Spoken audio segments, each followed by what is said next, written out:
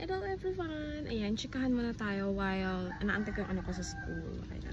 Medyo maaga-aga ako ngayon. I always maaga. Nag-aantay ako dito. And then, pinapatay ko yung aking sasakyan kasi medyo matakaw sa ano niya, sa gasolina. Ano naman, mahal ang bilihin, mahal ang gasolina ngayon, mataas na lahat. Ako na lang ang hindi tumaas. Ayan.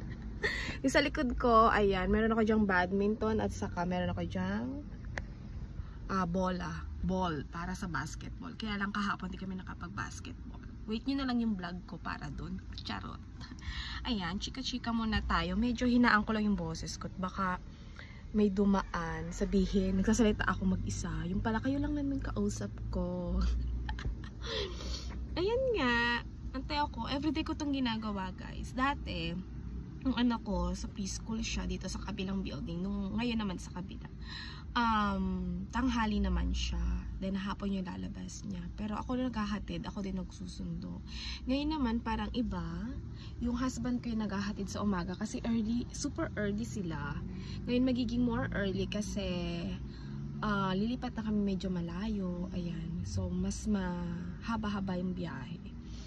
Unlike here, parang 2 to 5 minutes maximum, andito na kami sa school. Eh, ayun, no choice, balik.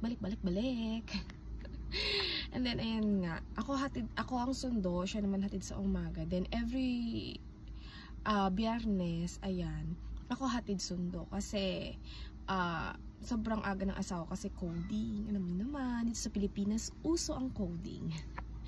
Kahit ano pang sasakyan niya, magpalit ka lang, balik na rin naman sa korsada. And then after nyan, hatid sundo, minsan nakakapaglaro pa yung anak ko sa ibang bata. Binibigyan ko siya ng mga 1 minute, 2 minutes, takbo-takbo, ganyan. Hindi kasi nila nagagawa yun sa classroom.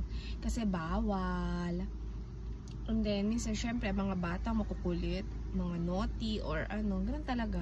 So, part of their, ano na siya, growing stage, ayan.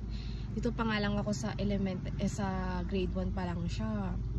Medyo masakit-sakit na yung ulo ko. Ano pa kaya kung mag-teenage na? Oh my God. Pumumuti na aking hair though. Charot. And then ayan, ante-ante ako dyan. May mga dumadaan-daan dito. Matingin sila sa akin kung sinong kausap ko. Nahihiya tuloy ako. Kaya naman ayan guys. Palabas na ako. It's already nearly 12 na ngayon. Ang labas ng anak ko is 12:20, sometimes 1 o'clock. Depende kung nasulat niya lahat. Ayun. Kaya guys, see you on my next video. Bye!